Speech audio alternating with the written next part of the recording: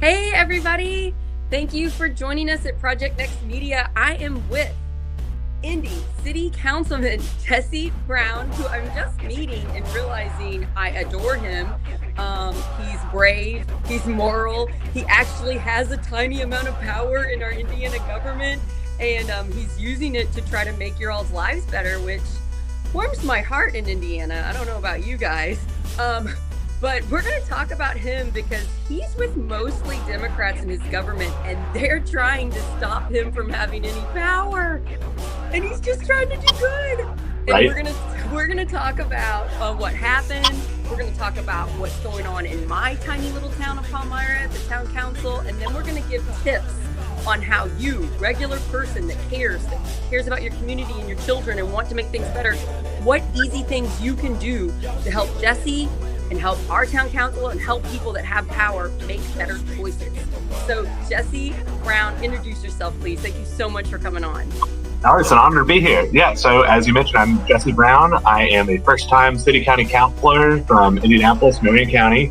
And as you said, there's 25 of us city councilors. I'm one of 19 people elected as a Democrat.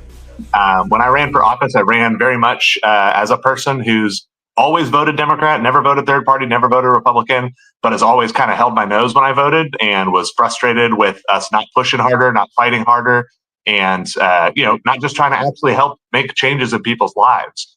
And so, I'm sure we'll get into it, but there's a little bit of friction with some of my peers who had a different stance on what it means to be a Democrat, and that's kind of blown up in the last month or so, which I'm sure we'll get into here. Yeah, the sum up of what I'm figuring out is a new person in the last few years trying to be a leader as a Democrat leader in the state, that I am also coming up with the same gatekeeping issues that you are coming up with, where the people in power don't want to change, they don't want to lose their power, so they kind of start to hurt people that want to do good. And I think the best thing to do is to start your own media network and then shine a light on it and get as popular as you can, so that you, Jesse Brown, can do good work for the city of Indianapolis. So let's do it. Love it. Okay. So here's what I asked Jesse this right before we started. There are 25 city council members in Indianapolis. 6 of them are Republican, 19 of them are Democrat. So Democrats have the supermajority here. So I would assume, just blindly thinking, Democrats are trying to be progressive and make change and protect people, and they've got the supermajority. I would just assume that you would be having this great time making all of these policies, helping the homeless, helping people struggling, helping with addiction, that you would be protecting those in the pride community. You'd be doing all these things that are so important to Democratic voters.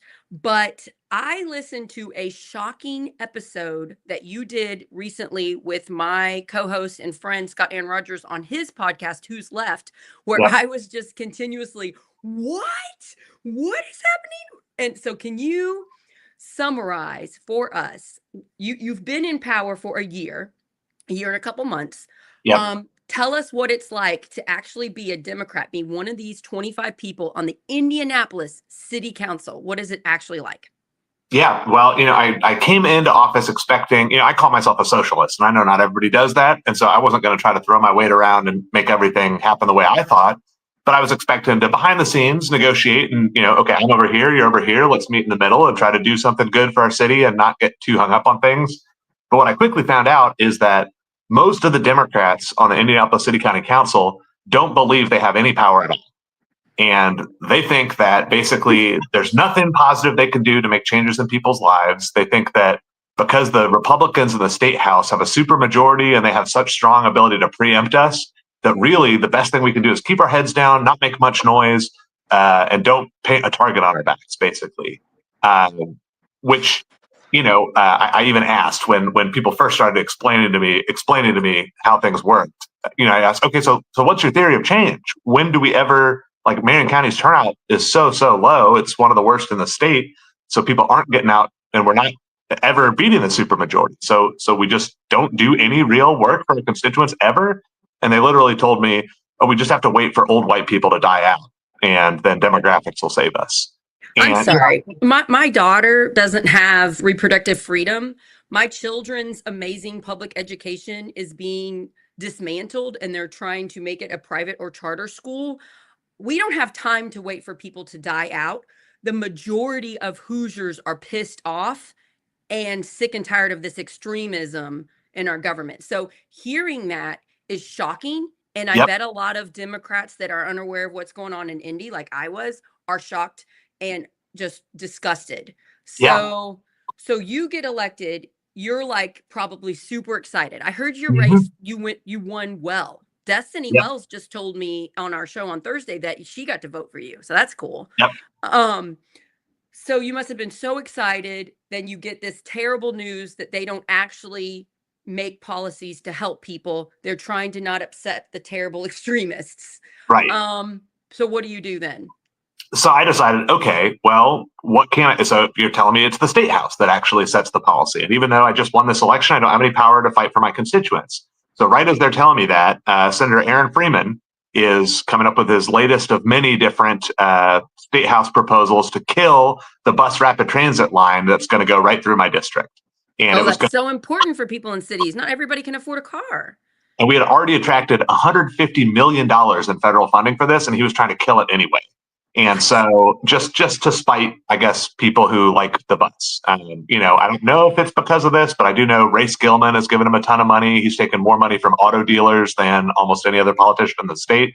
So I didn't know what was going on, but my peers had told me, well, yeah, people like Aaron Freeman just like won't let us have good things anyway. And so I said, okay. So I guess is this a Democrat or a Republican? He's a Republican. He represents Marion County, but just like the very far edge of it. And he was a former Indianapolis City County councilor. And I think the kind of pejorative comment about him is that he still thinks he is on the city council and wants to get real involved in city business. So I took them at their word and I said, okay, so I guess we have to fight that guy. So I immediately started calling him out. I made a website kind of making fun of him and saying he's the biggest threat to progress in Indianapolis, and started raising money. Nobody was even on track to run against him. He was going to run uncontested. And so I'm going to raise money. I'm going to get volunteers together because we're going to have somebody fight this guy. And people are like, well, you're never going to win. It's such a gerrymandered district. I was like, well, we're definitely never going to win if we never fight. If we at least make it, more frustrating for him to have to fight off a challenger, maybe that'll discourage him from getting so involved. And that was the first time that my peers threatened to kick me out of the caucus because they said I was messing up a good thing here. I was only going to make things worse for the city. It was never going to work. We weren't going to beat Aaron Freeman. But by doing all this organizing, we got dozens and dozens of people to show up to the state house to protest this bill. We got people from like AARP and all sorts of different organizations because everybody does better with fast bus service, right? You're right. We were able to beat the bill. That's great. It raised over $5,000. It ended up being Katrina Owens who stepped up to run against him. And although she did not win, she ran a really principled campaign, and we knocked a lot of doors in the fall for people who had never you heard hold the from other them. person accountable. They don't do as many bad things if there's somebody running and putting pressure and shining a light on those. I ran for State House having no intention of winning, which I didn't. I think I got 27% of the vote. And Sure. I called out tons of her bad policies, and that Right. helps her not make so many bad things. Yeah. I mean, it's super important.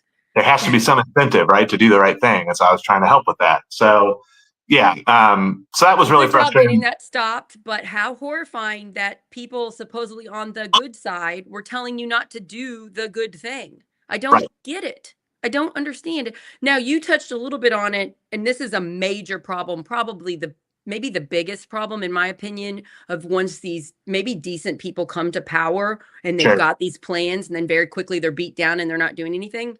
It's our money and lobbying problems. When I was looking back, I ran against Karen Engelman, who's been in our state house rep since 2016. She's still in power now. When I looked at her campaign finances and who donates money to her campaign, she gets money from special interest groups, and they even help write the legislation that they get passed into law so that they get richer. And something that kind of sickens me is sometimes it's not very much money. It's like $1,000, $1,500, and boom, It's so they're low. bought. They will abandon what would help the majority of Hoosiers and go with the people giving them money to their campaign. And if I ever got any power, like I'll run for state house again, I'll keep trying. That would be the biggest thing I want to raise awareness in. We have to change our money laws so that we don't buy politicians' votes, and it doesn't even take that much money. Gary Burns is our state senator, Gary Byrne, and a lot of special interest money goes into his stuff, and you can see it just aligns perfectly with the terrible bills he's trying to pass. And you mentioned that at your level, right? Exactly. And even like, so we had one issue come up in the last year where billboard companies wanted to force Indianapolis to let more billboards into the city. And this has come up on referendums like ever since the 70s, like strong super majorities of people say, no, we don't want any billboards around. Right. And most of the like rural, slightly more rural or suburban, richer cities that vote Republican, like Westfield and Carmel nearby, there's no billboards allowed in those cities. And the state house leaves them alone. But the state house tries to force Indianapolis to like work out a deal with these billboard companies. So I was wondering why we weren't fighting back more against that. And then lately I've been running a program called Who Owns Indianapolis, where we've had 50 volunteers just digging through campaign finance reports. That's great. Was it opensecrets.org? And then, you transfer to USA. There's a bunch of good sites you can get. But we found out most of the Democrats have taken money from the worst billboard company. And so I'm like, well, God, I wonder why they're not trying to fight any harder about this. And like you said, it's sometimes like $500 or $1,000. And it's just so sad to see such a small amount of money apparently impact people's decisions, you know? I tried to shine a light on this towards the end of that campaign because my husband was staying up late at night researching it, and then he'd come to me shaking mad. It's not even that much money, and you can track all these things. It looks like a conspiracy theory, but it's not. No, you feel crazy. A little bit of money, and then they do the bad thing. And I'm seeing it with Duke Energy. Oh, Duke yeah. Energy is raising our rates here. We have Duke Energy, and they basically wrote the legislation to give themselves the power to decide our rates. And we just gave it to them because they give out money for projects. If you look at the State House, their name, Duke Energy, is on sponsored things. They're giving money to parks, and they give money because then they're taking way more money from us. So they look good. And I always like to see, how does a politician feel about Duke Energy, because that kind of quickly lets me know where you are with the money. If you're liking Duke Energy, you got a money problem. Yep. I'm a volunteer board member for Citizens Action Coalition, which does. Yeah, I love that group. That's how I found out about all that. So you're on that? Yep. I was a former employee back in the day. So thank you. If you're ever down and you need a pep talk, call me and I will just praise you and make you feel better, because I'm so proud of you.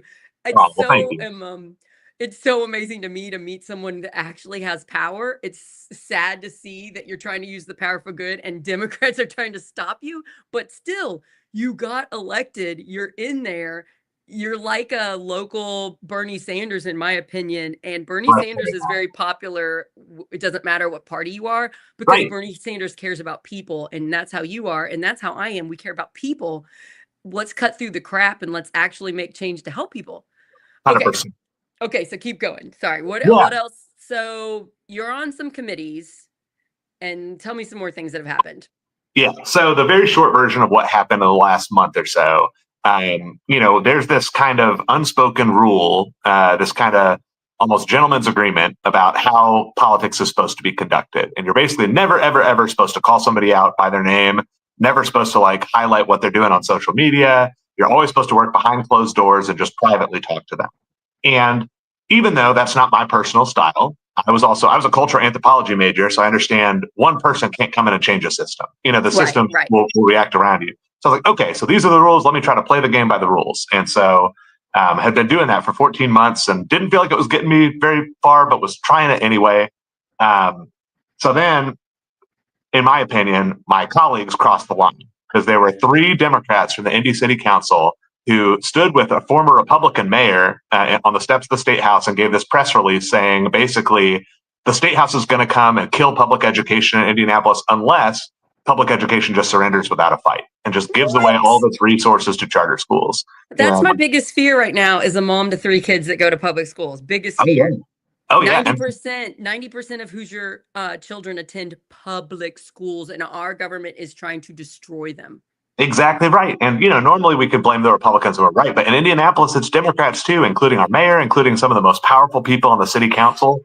And so I did not know that until recently, until I listened to your episode, and until Jennifer McCormick on Thursday said the mayor of Indianapolis supports charter schools and the dismantling of public education. I'm like, the Democratic mayor supports it? Is it have That's to right. do with money? Is it having to do with money? I think it is. Yeah. I mean, it's big donors who are wanting to give money. And up until this year, they used to try to put a mask over it. Right. And so what they would say is, oh, well, we're just trying to make sure all students have equal opportunities to learn. And we're actually, there was a lot of focus on the Black and brown youth. And so we're really, it's not fair for the Black and brown youth to have like poor educational, schools. And really, we're just trying to teach the science of reading, or they would have all these different things that, sounded pretty neutral or pretty okay. But this year, they finally let the mask slip because they thought they had won. They had bribed enough Democrats on the Indianapolis Council. They had bribed enough Democrats on the state house, and they had bribed to a much bigger degree all the Republicans for years over.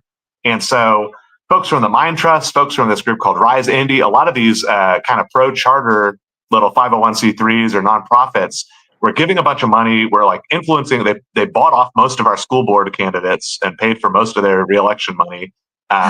Wanting the school board to just voluntarily give it over. They had the Democrats standing with the former Republican mayor, on the council.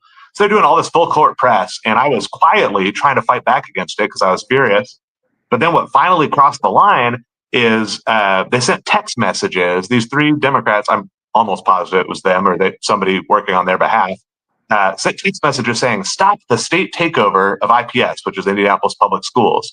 But then if you read the fine print, it says the only way you can stop the state takeover is if we just give away all our resources. Oh, no. It was tricking IPS parents into sending a letter saying, we stand with these three city councilors. No, that's so malicious.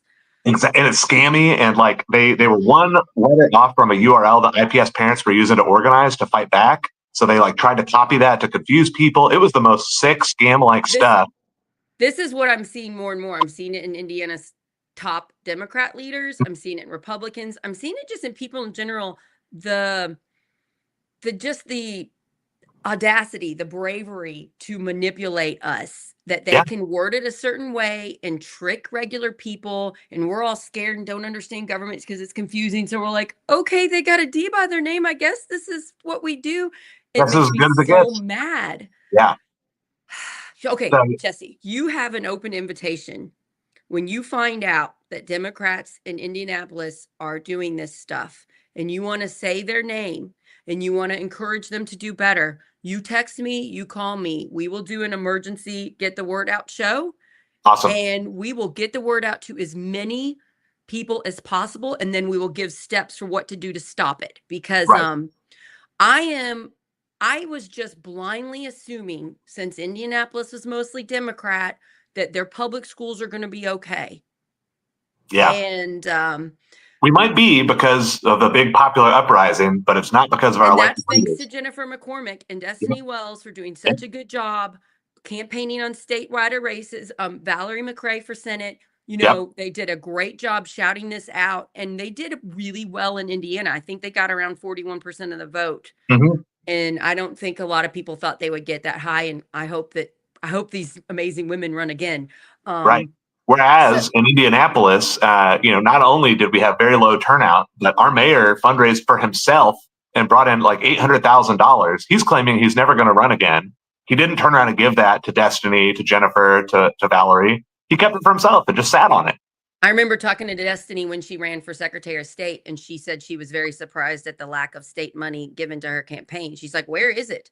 Where, where's the support? I'm like, we could be doing a lot better because these are top-notch, amazing candidates. Yes. We could be organizing and doing better and getting them elected in Indiana because the people running the government are doing such a bad job. Right. Yeah. Okay. So tell me, I think you were trying, I just listened to the Scott episode once on Who's Left. I think you were trying to do something with homeless, maybe. What were you trying to do that got people mad and then they were trying to kick you off your committees? What was that? So 3 different things. I had been working on, our city budget last year, Indianapolis has a $1.6 billion city budget, annual budget. But out of all that money, we only spent like $500,000 on affordable housing. Even while we have 1,700 homeless people, we have a public housing agency that's fallen apart and had to get taken over by the federal government. They aren't giving out all their vouchers, just huge problems that we're allowing to fester. And so I voted no against the budget and have been like kind of more and more publicly talking about the fact that the priorities are all messed up, and we're letting people be homeless and we're not stopping it. And so I know that was annoying people. So it was, homelessness Well, issue. I'm just like so glad you're talking about it because it's a really bad issue down here. Even our All over. Democrat New Albany mayor and our Democrat and Republican down here seem to just not even act like our homeless are human beings. I mean, it's really disgusting. And Right. we are relying on nonprofits to save as many people as possible, where we could be doing a much better job if we had some government money. You're only as safe as your most struggling community member. So Exactly. it even can be seen as a selfish thing to want to protect everybody in your community. If you're protecting the people that are struggling the most, you're keeping your family safer. That's Because exactly. you're not forcing them to turn to illegal activities to stay alive. Right. Yeah. It's the very definition of solidarity, right? It's, that there, but by the grace of God go I. And so I have to protect you because otherwise it's coming for me next. And I know that. And so it's not, I'm an empathetic person. I'm a generous person, but it's not just about charity. It's about this hurts all of us, Right. So it hurts the richest person cannot keep their family safe if their community is not safe. You cannot afford enough security. Right. Exactly. A kid could get kidnapped or whatever. It happens. 100%. So we should try to help everybody. That helps those wealthy people too. Right. Yeah. So there was that. And then the other big thing was me calling out these 3 Democrats. So finally, after I tried to work privately to ask them, hey, what's up with these text messages? They wouldn't answer my questions. They were like, well, we'll talk about it on the phone, but we won't say anything in writing about it. I was like, well, if anybody watching this doesn't know, if a politician will only talk to you about something over the phone, that means they want to lie to you, or at least they're not willing to stand behind what they're doing. Yeah, I heard you say that. So you want it in writing. You want an email, a text. Yeah. And so because they wouldn't engage with me, I made a Facebook post and I said, hey, these 3 counselors have their names all over this scammy message. I suspect that they're involved, and I'm asking them to deny it if that's not true.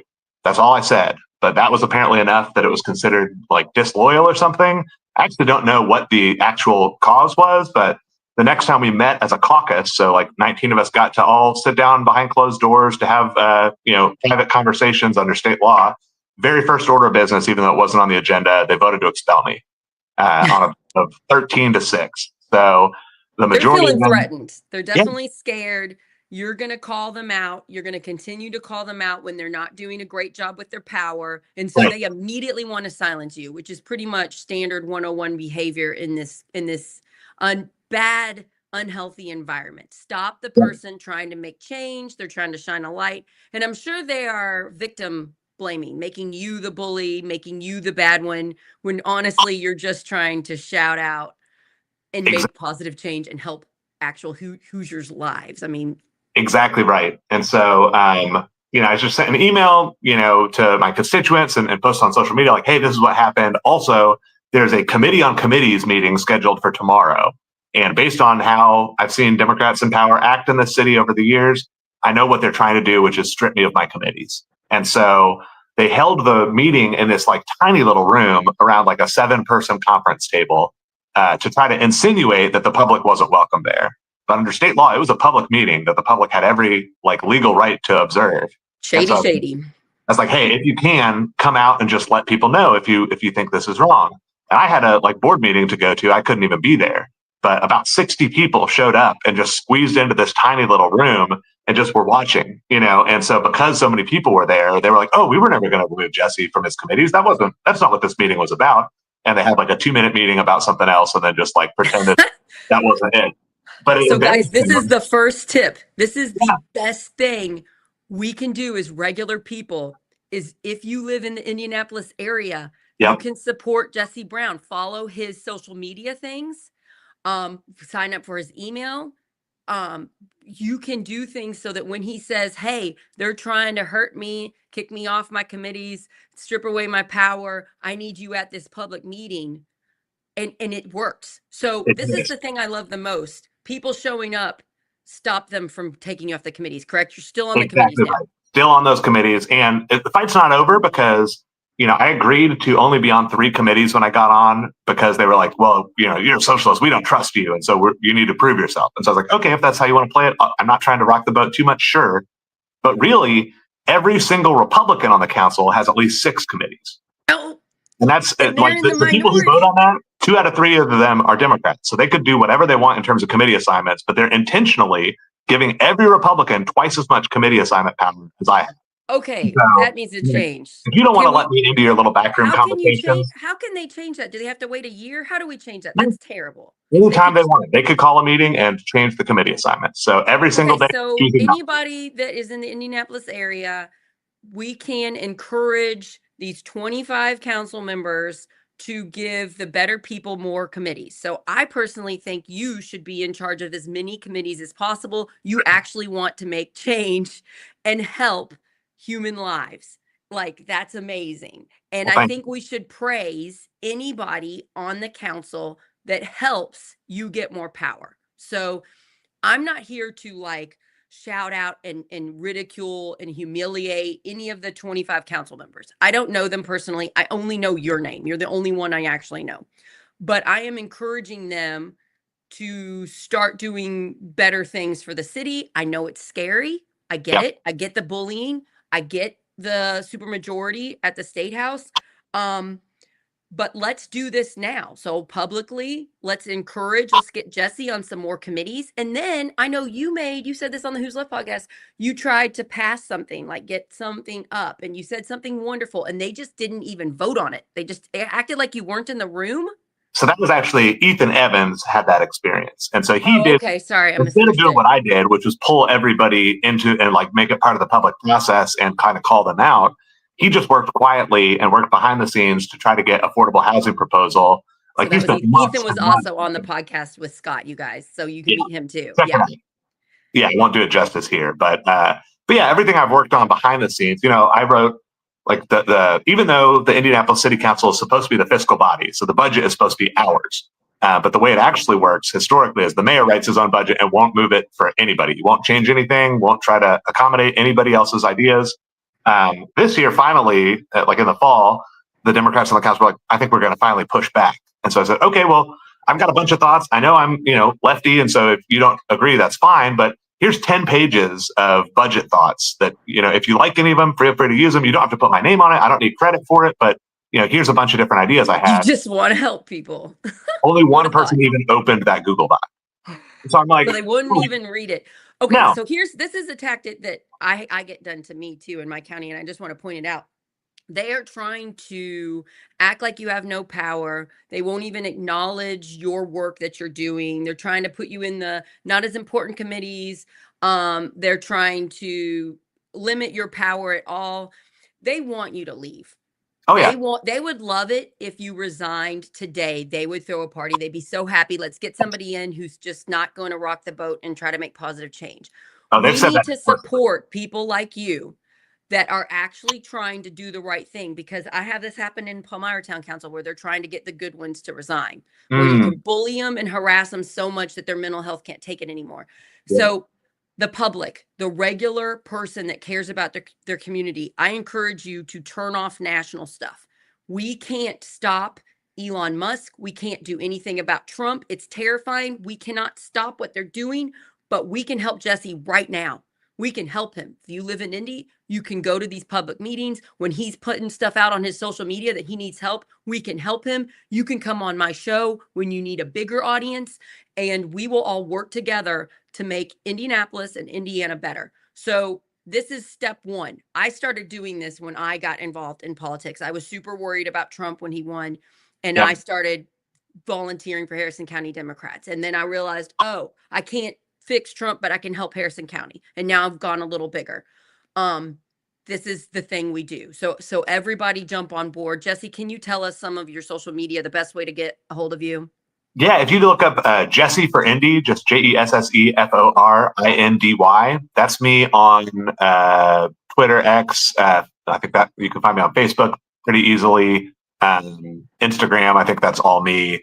Not yet on TikTok really, but I'm trying to So work just on type that in, Jesse for Indy, at most places. I think we follow each other already on some Yeah. stuff. And then what about, like, you were saying you had an email list? How could people get that? Yeah, so you can have a lot of fun and read way, way more than you ever wanted to about local government and everything else. I write every 7 to 10 days, I'll write a newsletter to my constituents, and it'll be about like, what are the top issues I've been working on? And I also give them a daily summary of my activities. Like, here's what I did today. Here's who I met with. Here's the meetings I went to, because I figure people reading the email are likely to be my constituents or I wish taxpayers. I wish all elected officials do that. We want to know what's going on so that when you need help, we can help you. Yeah. So I'm thankful that you do that. Harrison County is very limited information, only what they absolutely have to tell us, and they try to cover up all the bad stuff. So That's how the official stuff works in the Indy City Council too. So that's why I was like, maybe nobody cares, maybe nobody wants to read this, but I'm going to write it anyway, and then people can read it if they want. So I have a website, www.jessieforindy.com, and I put all my email newsletters. I don't put my calendar schedule stuff on the newsletter or on the website just because I don't know, that felt a little weird.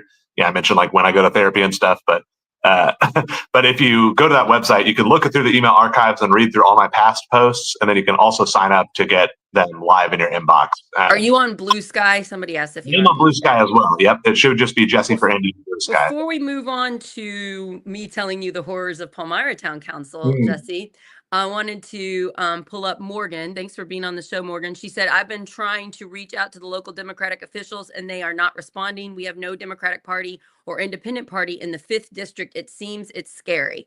So if you are listening to this and you are in the 5th District and you know of any way that Morgan could get involved, please reply to her message. She's on YouTube, it looks like. So you can reply to that because I'm in District 9, so I can give you lots of info for District 9, but I don't know about District 5. I do know we are getting new county chairs and new district chairs in the month of March, and then a state chair. And I'm nervous about all 3 of those. And maybe soon, Morgan, we will get some better people in power in the Democratic reorganizing. And so don't give up hope. Try again. Also, Mad Voters needs volunteers.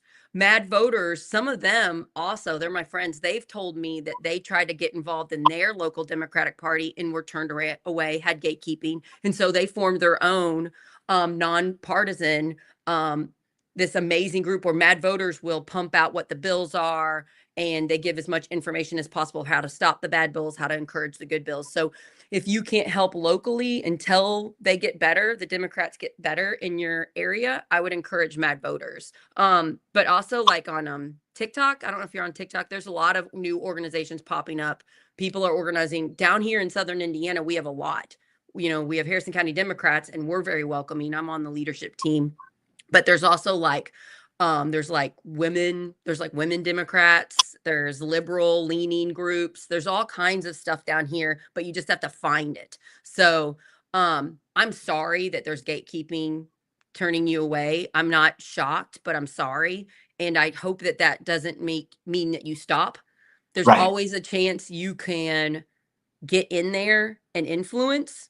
The people I work with are wonderful people, but sometimes they're not the most welcoming. And so one of my jobs being on leadership team is to make sure I welcome every volunteer. And if they get their feelings hurt, to listen to them and then go to the other people and get it all worked out. Cause we all care about each other. We're humans and we make mistakes. Yep. So thanks for saying that. And then Terry said we need to start calling out the names and visions of these special interest groups. That's important, definitely. And then I had this happen too down here. Terry said in Muncie, a homeless person died due to extreme cold. In Southern Indiana, we also had it. I know I follow some Facebook groups that track down homeless people, and they're like, we can't find Jason. He was here. Where is he now? He's in shorts, and they're trying to find him. And it makes me sick that our government, we don't have a place they could go to stay warm. We could do that with our money.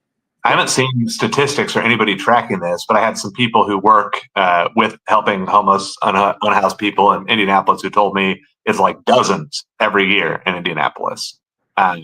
Dozens freezing?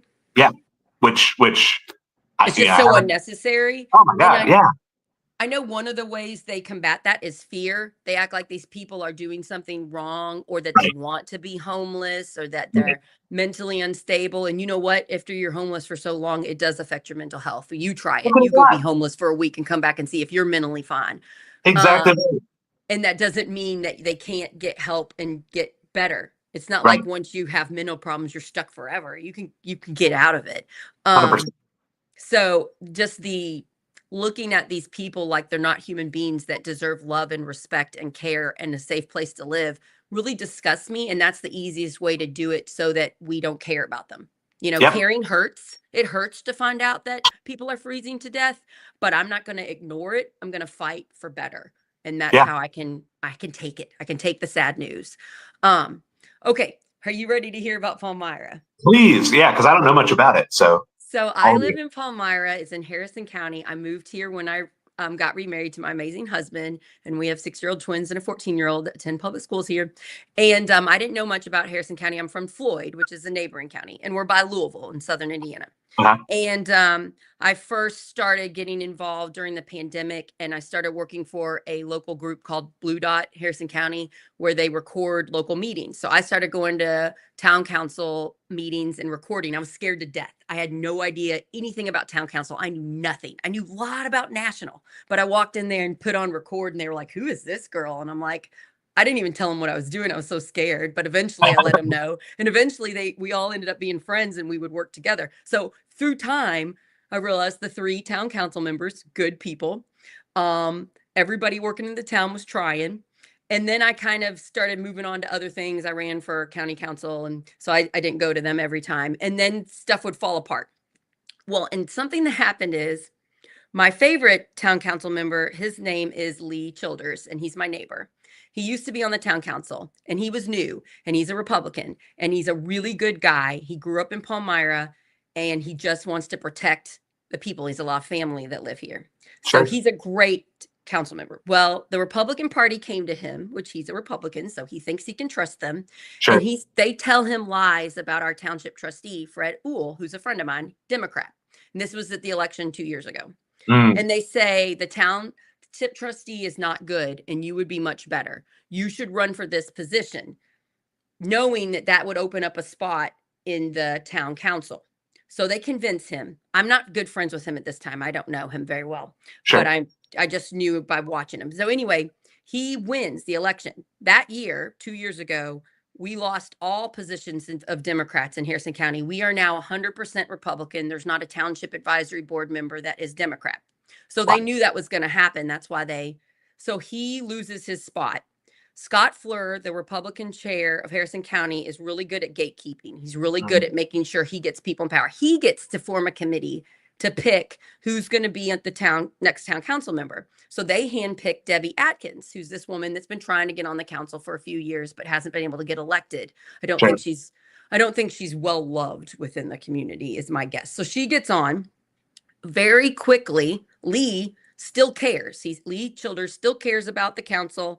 He goes to meetings, and very quickly he sees she's a bully and she's taken charge. And somehow she convinces the other 2 council members to vote her as president. I don't know how that happened.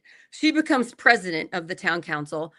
They have 1 year until they have their own elections. So they had their own elections last year.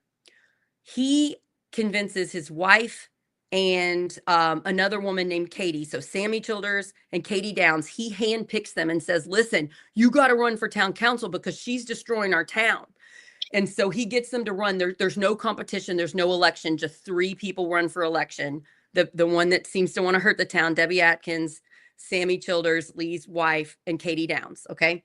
Once this happens, I start getting involved again because bad people ended up taking our Palmyra Park. That's another story for another time. But anyway, then they use their 2 votes to vote Sammy in as president. So they take away her power and they stop some of her bad stuff. She immediately starts bullying and harassing Sammy Childers and Katie Downs. She starts harassing the new water superintendent. She starts harassing and bullying the staff on the town. She starts affecting their mental health. Okay. So the plan, because I've talked to these people, I've talked to enough sources. I'm going to say they're anonymous, but I've talked to enough sources that are working with the town. Their plan, Scott Fleur's plan, Debbie Atkins' plan, is to affect their mental health so much that one of them quits. And then they're going to get to have that special committee where Scott Fleur is going to get to elect the next town council member. They want to elect Debbie Atkins' husband, Charles. That's their plan. So I'm doing everything I can to make sure Sammy, who's being the most bullied, and Mhm. that she stays on and that Katie stays on. And I make things public through my own social media when I can. And I want to have Katie wants to come on the show, but she's having a lot of stuff going on personally. So when she's well enough, I'm going to have her on the show and we're going to talk about it. But until then, I'm trying to make things as public as possible.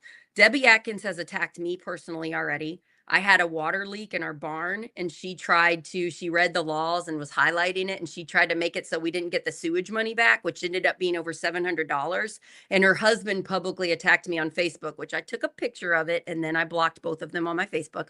So Sure. they both have personally tried to attack me. They've attacked the water superintendent so much that at the last meeting, he read a list of all the things she's done to him. And then he asked for her resignation at the last meeting. Katie also asked for the resignation. And then our town lawyer, who does a good job, has resigned because she's so tired of the bullying. And then I can't remember the official title, but we have another person, Debbie Jones, who's been harassed and bullied so much by Debbie that she stopped working. And so now she's not been writing the checks and paying people. And she has not been coming to meetings and she's so disgusted by Debbie Atkins. This even was reported, I believe it was either last week or 2 weeks ago on our local news. Our local Louisville news came and did a story and I've posted that to my Facebook. You guys can go and see the story. Katie spoke on it, but it's very confusing because it's very short. You know, they just cut out Right. too much. Right. So anyway, I am worried about my tiny town of under 1,000 people here in Palmyra. Karen Engelman, who's our State House chair, she proposed a bill this session. I don't know if you heard about this. She Yep. tried to make it so we lose town councils and we lose township trustees and we lose township firehouses. And guys, if I were in power, I would not have made that bill, but I only got 27% of the vote. So that was so unpopular that at a recent pancake breakfast by the Republicans, she came. There were so many people there that shouted about that she didn't get it. She dropped it. So they're making policies that are unpopular to Republicans. Right. They'll do whatever they can, but that was from our county because our people, Scott Fleur, and then the park superintendent, Larry Schickles, want as much power as possible. And we have a lot of town councils, township trustees. We've got Sure. township firehouses. We just got a brand new firehouse in Palmyra. We've been working for it for like 11, 12 years. We finally Oh. got it. It's amazing. We're going to get a Boys and Girls Club here soon. Oh, do you know we have a boat? We have a casino boat down here. Oh, I didn't know that. Okay. That's why we have. So that's when we got the shady people. Larry Schickles, he really knew there was going to be millions of dollars coming in with that casino. So we Right. have extra things here in Harrison County that other, like our neighboring county, Washington County, they don't have because they don't have a riverboat. But Right. our Right. money, our riverboat money is draining because it's a lot easier to gamble in America than it used to be. So I just keep waiting for the news that Horseshoe Casino is going to close. I just keep waiting Sure. for it. Sure. Yeah. It's all So the anyway, and stuff. Anyway. Yeah. Uh-huh. So I ran for county council to call out parks corruption, Mm. which a lot of people know about it. Larry Schickles, park superintendent, he used to be chair of the Republican Party. He gave himself the job of park superintendent. And now there's 3, maybe 4 state audits that show missing money. And I'm just going to side note, you guys should look up what money laundering and kickbacks are. Just research what those are, you guys. Anyway, Yeah. he never gets told no when he asks for money at the county level and the commissioners and the county council, but sometimes little town councils can say no because they care about the town. So Mhm. there's a big plan in Harrison County to make sure you have control over school boards, towns, fire, township trust. They're greedy. They want control of everything. And they are doing a really bad job. I think there's about $5 million worth of money missing in the county. And they're asking the community foundation to pay for it. And that's the group that gets the riverboat money. And it's like, if you're mismanaging the budget by $5 million, I don't think you should have more power. No. We don't have much power in Palmyra, but we can count our pennies, you know. Totally. Yeah. Yeah. Well, I So feel like, yeah, go what on. do you Sorry. think? No, tell me. So what do you think hearing all this? Because It's free. Well, And yeah, all these people are Republicans, good Republicans, Mhm. bad Republicans, both. Right. It's like you, I mean, we were talking before we went live, and the letter next to your name seems like it matters less and less, right? There's some people who just want power to make themselves rich, or maybe even they're good people who've convinced themselves that this is the only way to actually do anything. And you have to, you can't waste all this time listening to the public because you have to just be too busy working with other powerful people. And I just don't think there's any path towards a better world for us and our kids unless we have more democracy, more transparency, and more accountability. Because even if you're a good person, you should know, oh gosh, my constituents are going to hold me accountable. They're going to want to know what I did with that money, and they're going to want to know, why they should donate to me again. And we should be answering those questions, and always putting the people first and our constituents first. And there's good Republicans that I work with on the Indy City Council. I'm doing this big. I told you the Who Owns Indianapolis. We're getting all the campaign finance info. That's awesome. Politician besides me has voluntarily just given it to us, and that was a Republican counselor. So none Way of to the go. so Yeah. it was like, hey, I'll give you all the credit for that. Right is right. I don't care what letter is next to your name. If I could teach everybody one thing, it would be, it doesn't matter whether you have a R-I-L-D next to your name. It matters what type of person you are. Yeah. I wish, honestly, for local elections, definitely school board, they're trying to make that partisan. That makes me sick. I wish we didn't have those. I hate straight party ticket. Yep. That hurts because you don't even look at the candidates. Right. I wish we didn't have DR. I get why we do. Yep. When I ran for state house, I got a lot of support through the Democratic Party, District 9, Adam Dickey. They did a lot to help support me because I didn't know what I was doing. But Great. I wish people would research. Let's look at Sarah Blessing up against Karen Engelman. My guess is if everybody looked at that and they read just like a page of information about both of us before they went in to vote, my guess is I might have won just based on who's the better candidate. Yep. I'm trying to say public education. That was my biggest platform for running for state house because you make laws for that. Which is super popular among Republicans and Democrats, So we picked the person that will openly try to destroy public education. That's who they voted for. And I don't think the majority of people that went in there and picked her actually know that because they just are told Republicans are on the good side. And here you got in your council, you got 25 members and 19 of them are Democrat, but how many of them are actually representing Democrats and their city? Right. How many of them are knocking doors to try to turn out, people to vote when it's not their name on the ballot? Like how many people are raising money for other candidates? Yeah. I mean, I just think that a lot of people are just coasting on their own position, And I'm just going to publicly say this. And this is not you talking, but me, if you are on the Indianapolis City Council, you either work for the people that elected you or you resign or you leave next time. And let's get somebody in that actually cares about us. Because again, my daughter doesn't have health care rights. Your daughters, your granddaughters, if you are of age where you can get pregnant, you are not safe in Indiana right now. And I don't know why we're not making, I'm not going to stop fighting until we get that right back. Right. We're continuously making laws to harm people. We're attacking public education. If you're not actively every day in your job of power fighting to give us more freedom, why are you there? Yes. And I'm very glad to have met you. Thank you so much for running and keeping this job. Again, if your mental health suffers, call me and I will be there for you because we have to protect each other. Just like I'm trying to help Katie and Sammy. We cannot afford for you to resign. And I don't appreciate bullying tactics or acting like you don't matter or not even opening up an email and reading your great work of suggestions for helping people. It makes me sick. And I'm really glad Project Next Media is not a Democrat media. It's not a Republican media. It's a people media. We care about people and making your life better.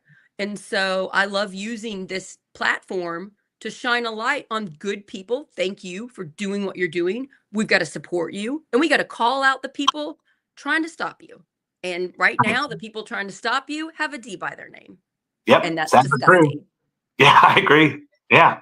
Because like you said, I mean, I think most of my peers who were Democrats would say, oh my gosh, yeah, what Trump's doing is terrible. What Brian's doing, oh, it's so terrible. But what can we do? And it's like, like you said, okay, let's say you have come around and you just don't think there's anything you could do with this seat. Then why hold it anymore? Just let somebody else try. Just retire and maybe you'll be proven right. Maybe we'll all tilt at windmills and fight real hard and not get anything. In which case, you saved yourself some effort. And you don't get embarrassed. Even if you don't get good things, you stop bad things, and that's what we're pretty Exactly much right. doing right now. We're trying to stop as many bad things as possible. And to your point about, we can't stop Elon Musk. It's like, well, if we can, it'll be because locally we get a bunch of people organized and learning how to use their voice. And so, I think that even though that's a longer shot and it's harder to have power felt on a federal level, you have to start building power. You have to start showing people that they have some power, even if they're misled into thinking they don't. Otherwise, how are we ever going to win? So I totally agree with you. Yeah, I'm really seeing a clear picture now that I've ran for state house, met Tim Peck, became friends with Destiny Wells. Now that I'm meeting the leaders running the show, I am personally becoming disgusted at the people at the top of the Indiana State Democratic Party. Not all of them, Now, but I am concerned. March 1st, most of us are electing new Harrison or new county chairs. So we're going to elect a new Harrison County Democrat chair. And I'm part of that. I'm precinct chair, so I get to vote. yep. Then the next week we vote for district chairs. There's 9 districts, which make up our congressional districts. Like Tim Peck ran for Congress in District 9. So that's probably going to be Adam Dickey again. And he does a pretty good job. I'm going to be talking to him on who I want him to vote for. Then 33 people, Jesse, 33 people get to vote for who our Indiana State Democratic chair is going to be. On Thursday, we had an episode where we had the 3 women candidates came on. And then Derek Camp did not join us. He said he was busy, but I would really love for him to reach out and want to get on the show because I want to find out his plans for organizing. But I was very thankful for the 3 women that came out. So the 3 women that are running for Indiana State Chair are Destiny Wells, Jennifer McCormick, and Karen Talion.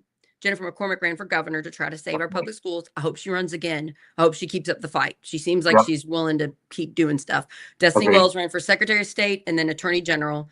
Same thing. I hope she keeps running. And then Karen Talion is a former state senator, minority leader.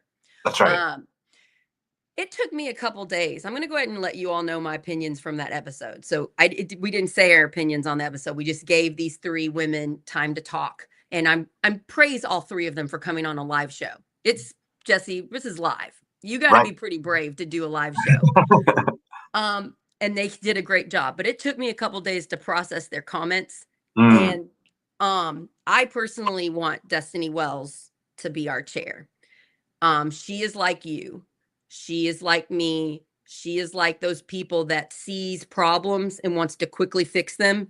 She wants to save our daughters. She wants to save public education, and she doesn't want to wait around for unhealthy behavior to get cleaned up and quietly behind the scenes. She wants to publicly say, this needs to be cleaned up. We need more people. We need less gatekeeping. And I really like that. I also like Jennifer McCormick great too. She's wonderful. I really want her to focus on public education and fundraising. I think she's really good at those.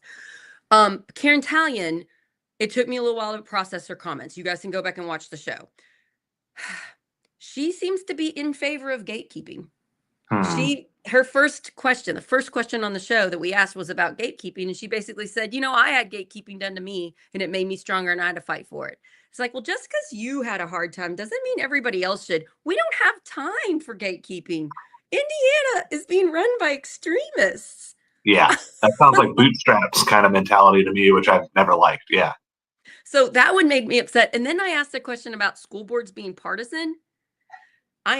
They're trying to pass a bill. It may get passed where the next time Scott Fleur in my county, the Republican chair, is going to get to gatekeep who runs for school board. And he's going to kick off the good people. And he's going to only let people on the ballot that are going to do what he wants, which is destroy public education and make a charter. So I am terrified of that. I tried to help get 2 Republicans elected on the school board. You should, if you watch that episode, Jesse, you'll see I had there was a fake text message sent out with fake propaganda with me on it. And acting like they're Democrats to get them to be scared. And my friend Jama, who's a Republican, she might have won, but that text message got sent out as a scary Democrat and she lost by 300 votes. No way. That's horrible. So I, anyway, asked a question. Do you think school boards should be partisan? And Karen said yes. And I'm like, why are we putting politics in our schools? Shouldn't we be Yeah, protecting our? I was like, what if there's a parent that's not really political but wants to fight for our children and our teachers? Shouldn't we elect them? And I right. think she's thinking we want to get the Democrats. We want our own control over school board. I'm like, no, we shouldn't have control. We should get the best parents, the best people elected. Yep. So those two answers angered me personally, which I'm going to calm down and try not to be emotional about it. But Sure. since it's so close to my heart, those things, I just think we should shine a light. Why is only 33 people getting to vote for state Dem chair? Right. Right. Yeah. I think that even if you wanted to let those like higher level people make the vote, put it out to the public and poll the people. Like where's the energy of the grassroots, you know? Because Shouldn't I we think have some surveys? yes, Like, I'm going to encourage our Dem chair, I just thought of this, to send out an email and say, let me know who you want to run as chair. right. And just get a survey of what, and then we take it to Adam Dickey, who's going to get Yep. the vote. He's going to be one of the few people. And then whoever is vice chair District 9, which will be a woman if Adam wins, Right. make sure they feel the pressure from us. Because right now, they're feeling the pressure from the top people, the Exactly people right. running the show, to vote for who they want to win, which in my opinion, I think they want either Karen or Derek. I think And that's yeah. I think and that's I don't think they're the best. I've I, yeah, never met Karen in person, but I'm grateful that she came on the show. And then I've never met Derek. And I've seen Destiny and Jennifer multiple times. They are yeah. working their butts off, meeting everybody in the whole state trying to organize. And they are both so smart and brave and Yep. moral. I mean, like, Totally I agree. feel so thankful that they ran, honestly. Same. Yeah, I got to give home court advantage because Destiny is a constituent of mine, so I feel like I got to stand up for her. No, but I've always been impressed, and she's stood up and mentioned things being done to me that weren't right, even when nobody else was talking about it, and so I'm always going to remember that as well. But I think you made a really good point. It's like even really good people are getting a lot of pressure from the insiders to do things a certain way. I think the secret, like the silver bullet to fix that, is just start asking the general public a lot more. Because even if you're not committing yourself, like I will for sure do whatever the general public says, at least you can point to them and say, guys, let's just make something up. 70% of people who respond to the survey want Destiny wins. So what am I going to tell them? And it forces the insiders to at least help consider that argument and take it more seriously. And even if you do end up voting a different way, you at least know, oh my gosh, I'm going to have to explain this to the public because they're not on the same page as me, right? So this is a big deal. Who wins Indiana Democrat state chair is a huge deal. They're in charge of organizing for the whole state. They also have this like guidebook of rules. They could change the guidebook to make it less gatekeeping so that the next time in 4 years when we vote for Dem state chair, it could be more than 33 people in power, Right. which Destiny has publicly said she wants more people at the table. She Yeah. has let me know of important top leaders in the state in like religion or in Yep. a seniors. There's other caucuses that want a seat at the table, and the current people in power are saying no. And generally, when there's a small group of people refusing to let more people come in, it's because they're not doing a good job. They're not doing what the majority of the people want. And so they know if they open it up, they might get kicked out. So it's fear of keeping their own power. And That's those right. are not the good people. When you look back in history, we don't look at those people favorably. We're like, why aren't we doing more to help Hoosiers? Right. Well, and I mean, So at the end of the day, it's a cliche at this point to say diversity is strength, but I really mean it. It's really true. And diversity doesn't just mean you get a token person of color or a token woman to sit at the table. It means more people, right? So diversity means you have to have a lot of different voices. And democracy is messy. And so sometimes it's a little slower. But when you have a lot more people, they can call you out. So if you have a bad idea, it's not like, well, but you know what? They're my good friend. And so I don't want to call them out. You want more people who don't have those close relationships so they can be more honest with you and say, hey, you know what? Maybe you didn't mean it this way, but that sure sounds like that's going to help the Republicans or that's going to, hurt turnout. Have we thought about that? And just we need more dialogue and not more unanimity, You're so right. And just people talk about unity, but unity happens after the debate, not before the debate, Yeah, I've gotten yelled at by some people in the Democratic Party texting me saying, what are you doing airing our dirty laundry out? And I'm like, I'm trying to hold them accountable to clean up their crap. This petty, gossipy, take down people, the lying. I don't want those people in charge. I want honest people that will admit when they make a mistake. Exactly. Me talking to Destiny on the phone, she's told me several times when she's like, I think I could have handled that better. Now I will next time. Same with Right. me, because we're doing brand new things. I never ran for state house before. I made some Because we're mistakes. human beings. No human Right. beings can be perfect. And when you pretend to the voters that you're perfect, then they smell you as a fraud. Like they want a real person, And that's why most people hate politicians. They act like they're Right. perfect. They get up there all snooty. And when they very clearly make a mistake and they don't Right. apologize for it, we get so angry. 100%. Like, you just did this. Right. And I would tell this to Tim Peck. I was like, be you. Don't try to act like the former people running for Congress. We don't like that. No, right. know? We don't want that anymore. I think And that's why Trump won, frankly, is people I just do wanted too. somebody who was One of the more reasons. quote unquote authentic. I think he's dishonest, but he's at least like not afraid of pissing people off by saying what he He thinks. says what he thinks. Yep. And there's a lot for that. The Democrats could learn a lot from that. We don't need to be No. doing disinformation. We don't need to be lying and manipulating and harming people and saying that the words that are coming out of his mouth are pretty scary. Right. But the fact that he seems so honest. Yep. I try to do that on Project Next. Who I am on this live show is who I am when I'm not on live. Exactly. And it makes me happier as a person. Doesn't it make you sleep better? Yeah. if you're trying to quietly behind the scenes while they're bullying you, I bet that wasn't mentally healthy time for you, but it wasn't great. It sounds terrible. Not great at all. If you can just like healthily shine a light on, hey, they're doing this to me. If you want to stop it, come to this meeting. Right. That's the healthy way to handle this. And that's what I'm trying to do with the Indiana Democratic Party. I'm pissing off a lot of the top people, and I say good. And I'm not trying to cause them harm. I'm trying to encourage them to be better. And I know they can, but if they're not going to get better, then they need to get out. They need to get out and let somebody else in. Oh, this Thursday, guess what I'm doing?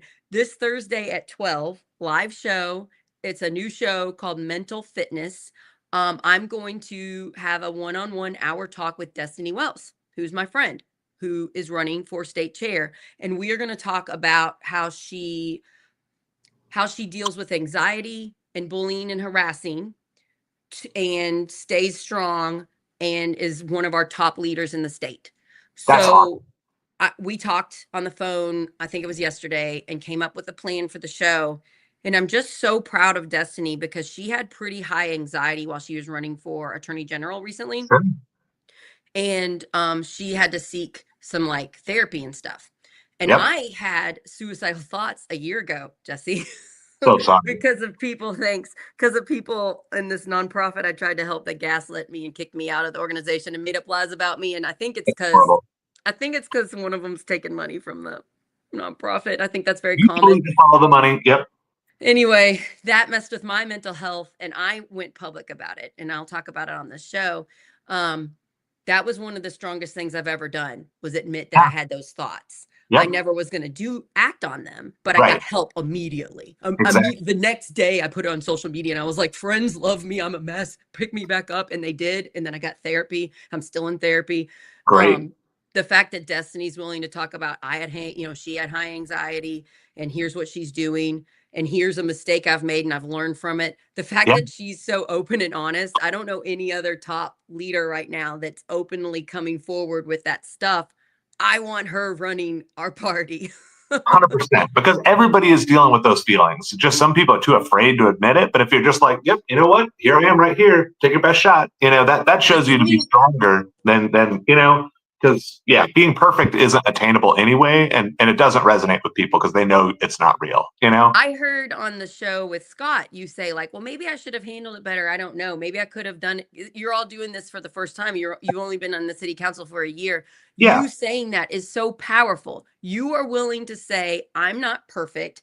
I'm new. I'm trying to do better for and help the state and the city. That means so much. I love people like that. And I just keep meeting more of them. But my fear is at the central committee, not all of those people are doing that. They're very petty when they get called out for not doing the right thing, instead of openly thinking about, well, maybe I could do this better. And maybe I should let some more people at the table. So it's more than 33 people voting. Right. They get petty and they hurt the people saying it. And that happened to you in your example. I know I get gaslit down here by the Republican Party because I'm friends with Republicans. So they tell me, you want to know what they say about me? It's kind of funny. They watch all my stuff. Sure. They know every single thing I'm saying. If I mention Larry Shickles, he's watching the episode. Right. But then at the same time, he acts like he doesn't, like I don't matter, and what I say doesn't matter. So he does two things. He's That's watching me very carefully, exactly what's and then happening. he acts like I have no power. And then the third one, which they do to my friend Sean Bostock, who's an independent journalist, they do this to him too. This is a new one I didn't think of. They say, that's Sarah Blessing. She just wants attention. She wants likes and Facebook views. Right. And It's she all about her. has that. Yeah, it's all about me wanting attention. And I'm like, I'd rather not have to do this network. real. I'd rather sub at my kid's school, but instead I got to try to save my kid's school. But sure, I'm doing it for attention. Yeah, I had somebody, because I'm by far the poorest city county councilor on the council. And so people are like, oh, Jesse's just doing this. It's all about him. I was like, I don't have a door on my oven right now. Can't afford it. If I'm trying to do this all about me, then I'm doing a really bad job. Yeah, I'm making no money eventually. This should be a for-profit business, so I should make money, but I haven't made money in years. Right. So it's definitely not for money. Yeah, and it's not, what I'm trying to do is I'm legit trying to get as famous as possible so that I can call out people in my town, in my county, in the state, and then the nation, and that the power of the viewership can make people make better choices. Yep. But it's not. Yeah, I don't really people have learn these things you've had to learn so hard. Like now you summarized what's going on with the state party in like 2 minutes, whereas people could spend 2 weeks trying to read about it and trying to figure it out. So you're helping other people get involved too. Thanks. I'm encouraged, especially when I hear of like young girls, like young women that see me in the community and they're like, oh, look at this. This is a different type of woman in Harrison County. Than the married going to church, her husband does the bills, her husband makes the decisions. I'm a very different type of white woman in this county. Yep. And I like that I'm getting that feedback. I hope I'm inspiring them to be themselves and to be proud and loud about it. Because you have to advocate for yourself or you're going to get bullied. Yep. And if you do a good enough job, then they'll never even tell you about that because it'll just be obvious that now that's an option that they could be, but they never would have thought about it, not for you. So absolutely keep doing what you're doing because it's really great. Yeah, I am talking about Destiny again. I told Destiny yesterday, I was like, you're too gorgeous, Destiny. You're too beautiful. And I think that there's some jealousy there. And I see jealousy with older women that aren't as mentally healthy as they could be because of their generation. It's not really their fault. I'm not blaming them. Sure. And because a lot of the bullying that she's getting is older women. And I just want to call that out. That's sexism. It's our own gender doing it. And it's not necessarily our fault. We've been pounded the stereotypes of what type of woman we should be. And Destiny is not doing that. She's not the passive, quiet woman. She is more like a man leader. Because if Destiny were a 41-year-old white man, the rumors wouldn't stick like they do. No, right, and exactly. It personally pisses me off. It should. It pisses me off I just want to call it out. Let's just call it out. Hey, if you are having negative feelings towards this woman, maybe it's because of our cultural views of what we think women should be like. And then realize it doesn't mean you're bad. I'm not calling you bad. Don't take it personal. Right. Culturally, we still got a long way to go. Yeah, exactly. Yep. Yeah, you got to come on the show more when you have time. I know you're busy. Oh, yeah. I like talking about this stuff with you. Okay. So everybody follow Jesse for Indy or jesseforindy.com. He's got a website. You can get his newsletter. If you live in Indy, go to the public meetings, especially when Jesse needs help. Let's encourage, if you might look up and see who your city council member is. Could they just Google that? Yeah, they should be able to. There's an Indy.gov website that'll show you as well. Find out who your Indy city councilor is and maybe send them an email or call them and leave them a message saying Jesse should be on more committees. He didn't even have to say it. I'm saying it.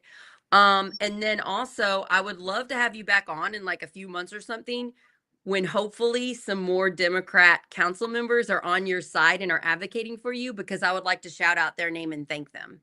100%. Same here. Yeah. Let's get some on your side. I think right now you're just one of you. We need to get a group of you. Once it's a group, it won't be so scary.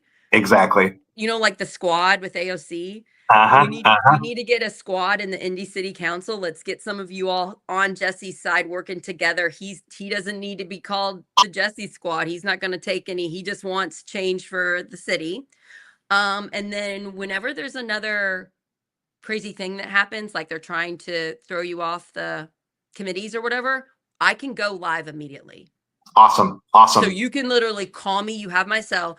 Say, can we go live? I can go live from my phone if needed, any place with cell service to get this out to thousands of people quickly. Okay. Well, thank you. That means a lot. And then the last shout out I would say, well, first off, I want to say several of my fellow counselors did vote to keep me in, and Oh, good. That's a good. few in particular have been really standing by my side. Kristen Jones, who's the chairwoman of the Public Works Committee, has been a really good friend and a supporter through this. I wanted to say thank you to her publicly. And then, and there's several others who have been a little quieter, but still on my side, which I appreciate. Let's get them a little louder and let's shout them out next time. Let's do 100%. it. But then the last thing, When you're doing good for us, we are going to wrap you in a warm blanket of protection of the people.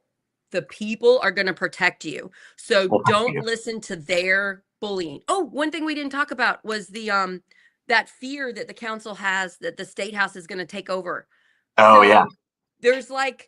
there's some fear because it's not plainly stated in the Indiana state constitution that there has to be an Indianapolis City Council. So there's some fear that the state house, that the Republican extremists can overthrow the city government. So they don't want to do anything to overstep on these scary Republicans. What is your message for them? Yeah, my message is, and we were just talking about this before we went live, I know, so I'll give you credit because you've put it really well. It's like, but if you're holding that card in your hand saying, at any moment, I could just dissolve your government, and then you use that, and then the Democrats all do what you want anyway, that means you got the result of playing that card, but you didn't take any of the public backlash from playing that card. So even though, I mean, I don't think that they legally have that right, but we also have some crazy conservative judges who might agree with them. But at the end of the day, if they're threatening this so much that you can't fight back anymore, then you've already lost the fight. And so we have to fight back, and we have to force them to actually play the card and take all the negative public backlash that they would get from doing that. Because even Republicans don't want them to just abolish local government. Imagine if you were living in Indy and you heard the news story that the state government, extremist, scary state government, was going to take over the Indy government. Do you think everybody that lives in Indianapolis are just going to sit back and let that happen? They cannot do that. Not in my district. I'm sorry. But those of you that are scared of that happening, the backlash would be immense. Everybody, or the majority of people, not the extremists, the majority of Republicans and Democrats would be horrified at that. Yep. And we have a bunch of journalists, a bunch of TV stations. We got Indy Star, you got news stations up there. It would all be covered.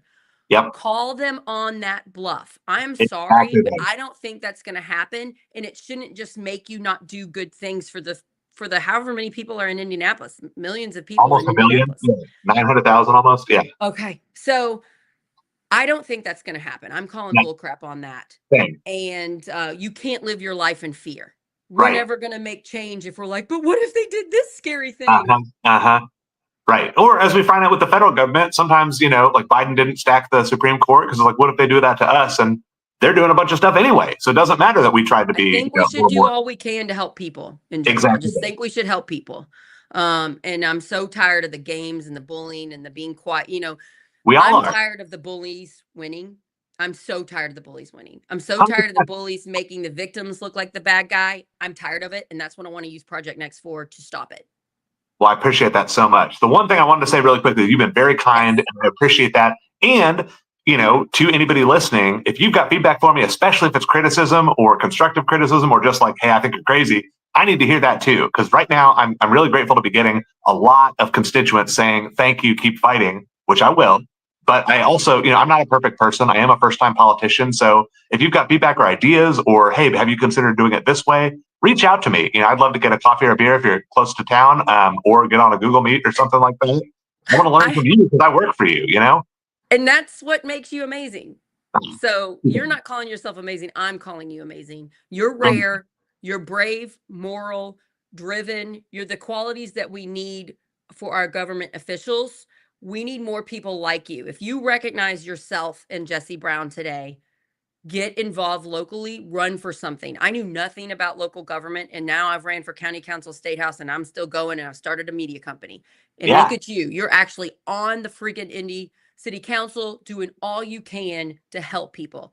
I'm so proud of you. I accidentally had my mouse on, and we're getting tons of comments, and I'd missed all of them. I didn't Oh, think anybody was commenting, and here we got tons of comments. So I'm going to get some of these if I can. sure. Or do you have to leave now? No, I Are got you a few okay? minutes. Sure. Okay, let me know when you need to leave. Yeah, yeah.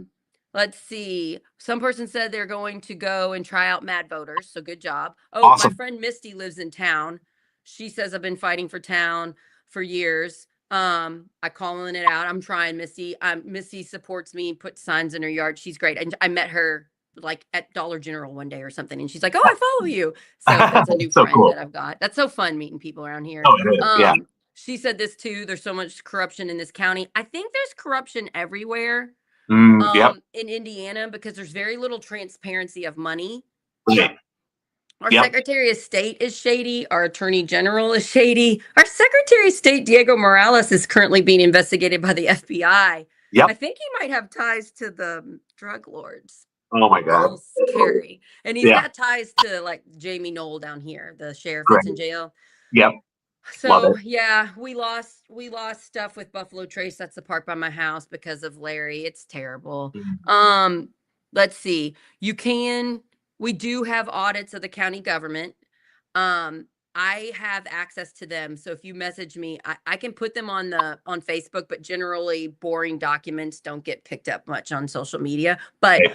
there are public, the last at least 3 state audits show shady behavior with the Parks Department. They even had missing credit card funds. And I was able to get an independent journalist, or not an independent journalist, a journalist for News and Tribune, Daniel Suddeth, did a story about the money mismanagement. So it's even been reported locally, but nothing's been done to stop Larry Shickles and the parks. And just side note, do y'all know his adopted sister does the books of Buffalo Trace, our park superintendent?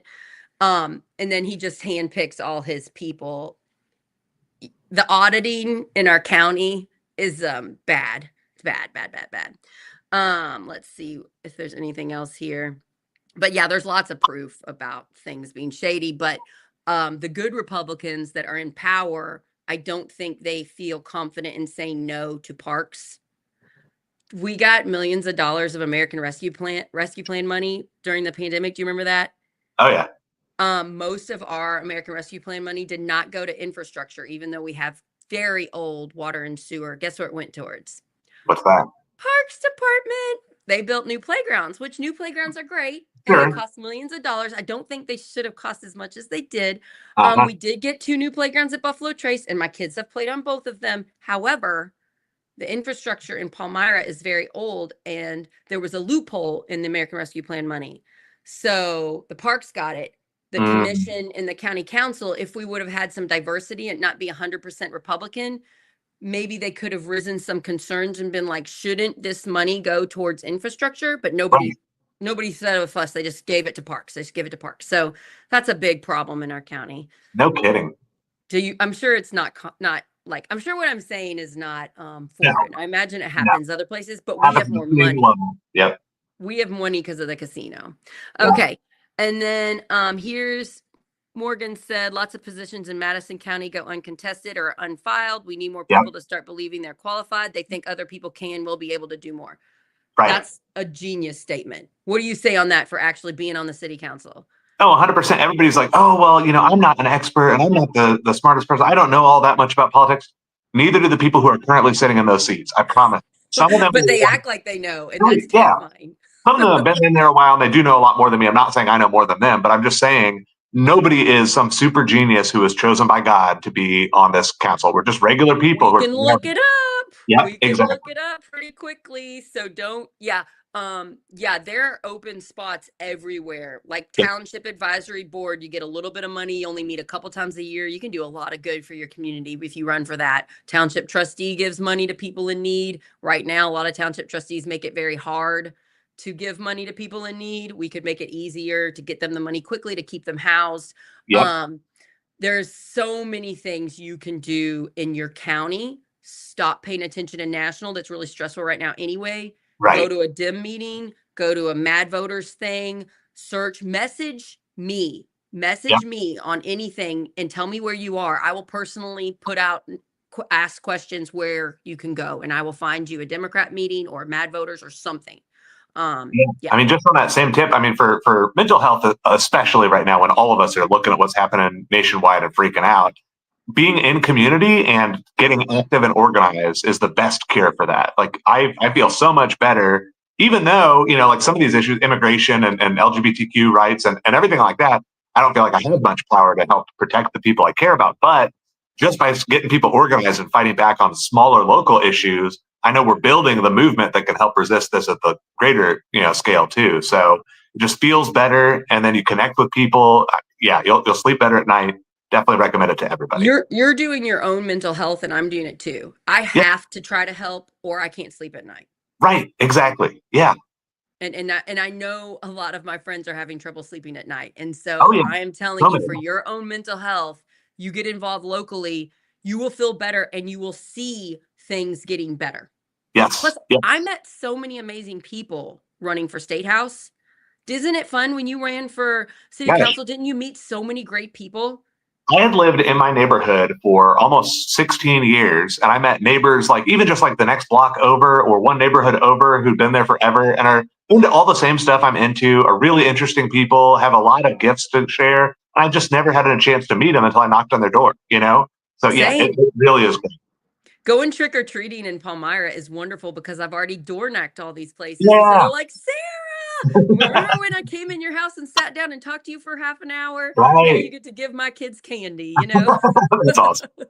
Yeah, So, love it. So, yeah, don't fear our neighbors. Again, our media is making it so we should fear people because they voted differently than us. Most right. of these people either didn't vote or voted Republican, and Yeah. I love them. So, Yeah. if I can still love somebody that openly voted for Karen Engelman, Right. you can do it too. Well, because a lot of them are holding their nose and voting too, and they wish they had different options, and they just felt like they had to make a limited choice and out of not having all the information. And so, yeah, I think as much as I give a ton of criticism to some of the elected officials from the Republican Party, I'm not mad at anybody for how they voted because I know we're all works in progress. We're all learning. I think I could convince. And we're told fake things on our side. Yes. Every day, the Democratic message, they were telling us democracy was going to be over the day Right. Trump got elected. And that's Right. not true. We still have a democracy. So the Yeah. Democrats lie to, and then the Republican side has been lied to. So your neighbors that are perfectly great people are believing things that they were told as facts, and they're Yep. not true. Exactly right. And it makes me mad because they want us divided, because if we work together, we can overpower them and get more people like you elected into office. 100%. Yep. Okay, well, we'll go ahead and end it because it's pretty late, but I could talk to you all day. I am Same. Yeah. so thankful to meet you. I'm so Oh, thankful right for what back at you're you. doing. And please keep in touch. Let's keep helping the Indy government get better. Yeah. Yeah. I'm encouraged. I'm thinking they're going to work with you. I don't know. I think you're going to get a few more of them, and then they're going to go public. I think you're going to propose something and they're going to back you up. I think they're not going to take you off any more committees. I'm optimistic. I don't You're know. to God's ears. Yeah. But So let's whether they do do or it. not, either way, I keep fighting, I keep pushing, and I think we're you going to make should some change. send this episode to all of them. Text it to them. What do you think they're gonna? How you think they're gonna handle it? And be like, "Hey, really care about you. Just want to drop this in your Right. Okay, everybody, please share. Please text it to a friend. The more views we get, the better we can call out the crap and Yep. encourage the good. We've had about 225,000 views of our content since we started just a couple months ago. And our show on Thursday was the most watched. We're at over like 2,600 views just from Nice. Thursday. And I'm we're not in one of them, but multiple I'm going to places. later today. So I'll Yeah, add one. subscribe. Yeah. We're on YouTube, One Word Project Next Movement. Once we get 1,000 subscribers, we can start making money so that we can advertise. And we will be doing local advertisements soon. I'm excited about that because we're going to try to get the word out as much as possible to try to save our state and the country. That's it. That's all we want to do. That tiny Just little things. Yeah. just save the country. That's all. Okay, you guys, I'm gonna turn on the music here. You know who I miss today? I miss Scott Aaron Rogers, who does all of the He does all of the stuff for me when he's on here. Okay, so thank you, Jesse Brown. Keep doing the good work. Stay in office. Whatever you do, don't resign. Not gonna do it. Okay, good. And then hopefully you keep running or run for bigger things. I'm got bright things. How old are you? I'm 44. I'm 39, so. Oh, right good. on. You got some time to keep doing Yep. some good stuff. Okay, good. Okay. And tell your wife she's awesome. Because I heard in the thing she's a lawyer and she helps know the law. That's a nice. Yep, she's the best. Anything smart I ever say, she wrote it. So. That's my husband wrote this song you're listening to right now. All right. Love it. Yeah, so it's nice to I have think partners. for me that too. are Yeah. Yeah. Okay, everybody, share it. Thanks so much for being in there. And then Tuesday, I got an episode at 12 about anxiety, and then Thursday at 12 with Destiny Wells. So a lot on anxiety coming up. All right, love you all, and see you all soon. Bye.